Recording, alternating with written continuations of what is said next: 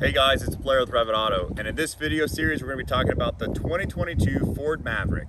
We got the hybrid front-wheel drive model because this is going to be used as our diagnostic and light service rig, and I just wanted to get you guys up to date on what we've done so far.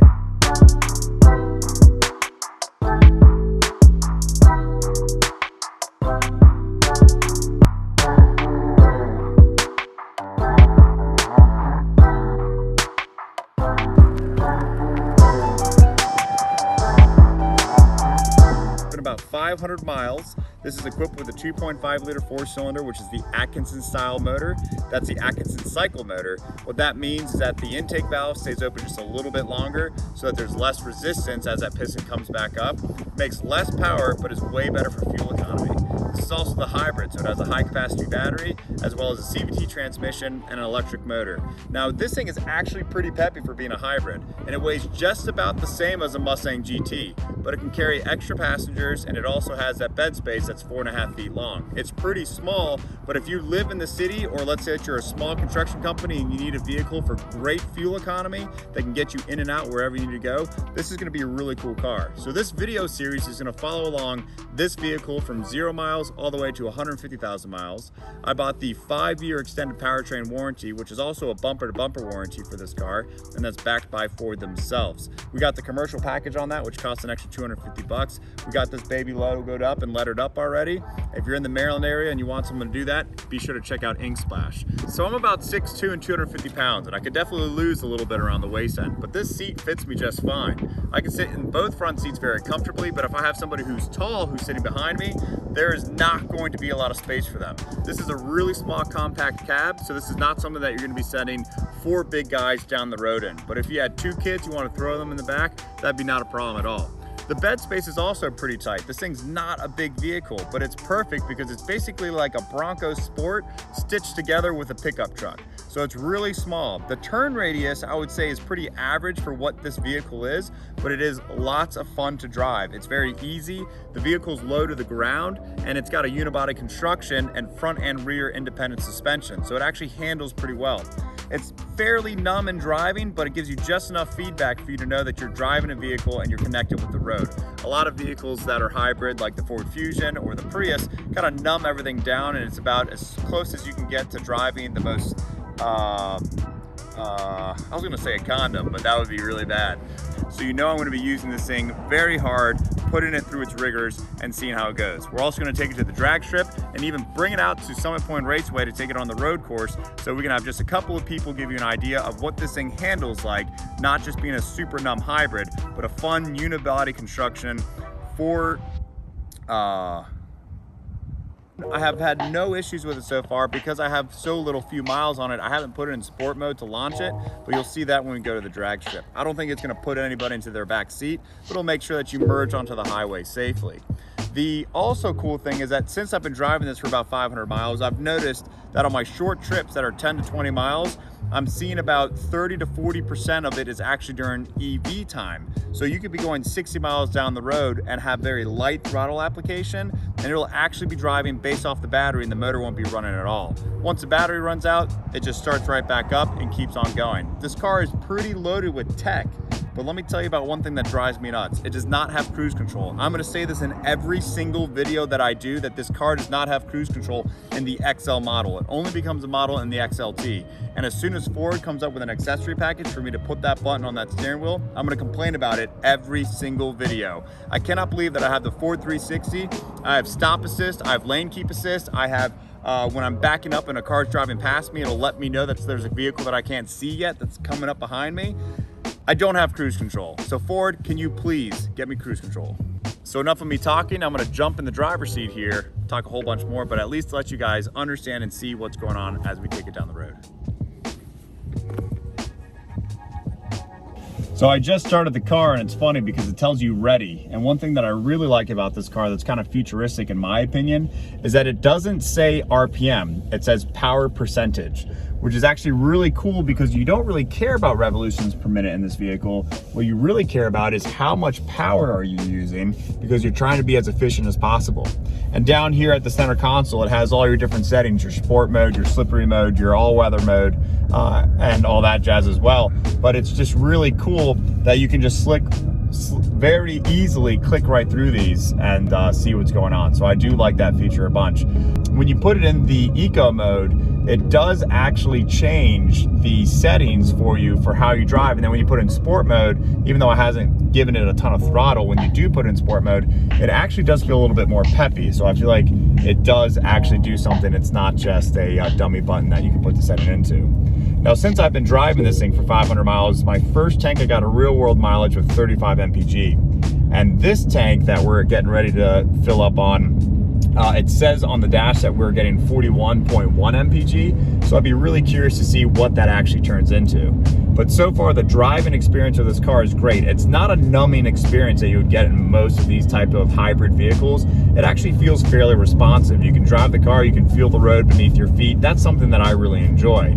Now, my previous cars, 1989 F-150, 2001 F-350, and an 04 F-350. So for me to move from those loud, clattery trucks into something like this that is nice and quiet is pretty awesome. And you can't beat the price tag. I bought this thing for $22,500. I got the tow package, I got the 400 watt inverter, which is behind this center console right here, and I got the Ford 360 because, let's just be honest, I live in the DC area and it's nice to have a little additional assist. But for me, I'm also a big fan of driving race cars on the track, and the car of my choice is a Fox body Mustang that has absolutely no nannies on it. So it has no ABS or traction control, and you can change your proportion valve for your front to rear brakes through the center console, which is really a nice addition that my buddy Colin made. So if I was to drive this car every single day, which is the plan, I'm going to be able to give you guys a real update on what it's like to be a business owner and to use this. I also plan to use this on some personal trips to see how it does over on the road trips, but I don't have this cruise control button here on the steering wheel, so I'm going to be pretty nasty about that until that does get fixed. The other thing that's really cool about this is that the screen has a whole bunch of awesome features for it. You have your Apple CarPlay, which has been actually a little buggy for me, and it's got a 4-speaker system, which is pretty nice, but I think I might have already blown out the front left speaker by listening to a little bit too much bass. I'm gonna probably pull apart the door panel to see if something's rattling around. But those are really the only two complaints that I have. One of them is which sometimes it just goes a little bit weird on me when I'm trying to get the Apple CarPlay to work, and the other thing is I'm trying to get a phone to connect. So sometimes what'll happen to me is I'll get my phone, I'll answer it, and it'll go to Apple CarPlay, and then it'll answer, it'll be fine. But sometimes it'll just Bluetooth directly to the car if I don't have it plugged in. Now it's got a USB-C up front here as well as a standard USB, and that's how you connect your phone into the vehicle for your Apple CarPlay and all that stuff. So one of the things that I've had is that it'll be really distorted when I answer the phone call. They'll sound almost robotic. Yeah, so, right as you said, you think to me where, like, the three big trucks in. As I'm waiting for you guys to pull up, I see the truck trying to turn in. So, like, okay, I'm going to move my car like where it's in. And of course, right when I'm turning around, you guys come pulling up, and I see you laughing at me. Yep, that's what it was, man. So now, hold on one second. All right, tell me that story again. Yeah, so Blair jinxed me. He told me that a lot of big trucks like to come through to this area. And so as soon as you guys left, about a couple minutes later. So once I get rid of that robotic sound, I can, put it on speaker, then put it back to Bluetooth, and then everything's fine. Another thing that's cool is that this car has the auto temp setting, so you can set it and forget it.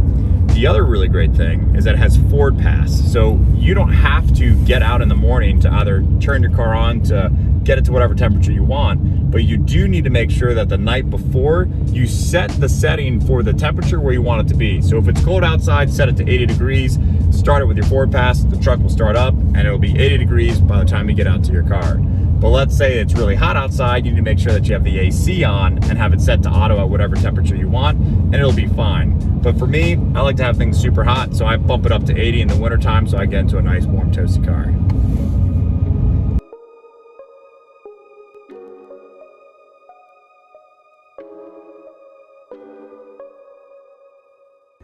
So right now my phone is not connected to the Apple CarPlay, which requires you to hook up here into the USB. But what I do have is just a Bluetooth. So it has your phone and you can turn the audio on if you want. But what I really like to use it for is just for my phone right over here. So it can make calls, you can do all that other stuff, do not disturb, everything is pretty cool. For apps, it won't show up the apps unless you have it plugged in. So that's how you know that that's gonna happen. And I believe it's the same with the audio, that it will not let you just do it straight to your phone. You're gonna have to make sure that you're plugged in order to get your iTunes to pop up, which is what I use. So if you guys have Spotify and you wanna share your playlist with me, because that's where I think I'm gonna move to, that'd be awesome. So this is a really great little infotainment here. When you put it in park, you can also mess with a whole bunch of other things. So when you press the center console button here, you can see here that you have your traction control on and off, and you have your stop assist on and off, and then it will go ahead and make a congruent change to your dash, right? But what's really cool is that when you press this button here, this is how you cycle through all of your different settings that you have for the vehicle. So if you go to your drive mode on your dash here, you'll see here that your drive modes are Sport, Normal, Tow, Slippery, and Eco. I typically drive an Eco, and after the first 1,000 miles, then I'll switch into Sport mode and we'll see what this thing can do at the track. So I'll just keep it here in the Eco mode because I love seeing what type of fuel savings I'm getting. So without making this video too long, we're going to be doing individual mini series on these things, going over the different features of the car, and then after 1,000 miles we'll go through and we'll nitpick every little thing about it that we don't like. But if I was in your shoes and I had a surveying company, or I had a company that I needed to send people to locations, they didn't have to carry a ton of weight, I would 100% recommend this car. And it's not just because I'm a Ford fanboy, it's because this thing gets fantastic fuel mileage, has decent carrying capacity, is small enough to get into those tight places, and easy enough to drive that you're not gonna get tired from driving it. I really think that for the money that they're asking for this car, it's pretty awesome. It's a kickback to the first Model T, and I'm a really big fan of it. So I'm Blair with RevitAuto. Thanks for watching this video. Be sure to smash that subscribe button so you can stay up to date on all of our videos and see what's going on with the Ford Maverick.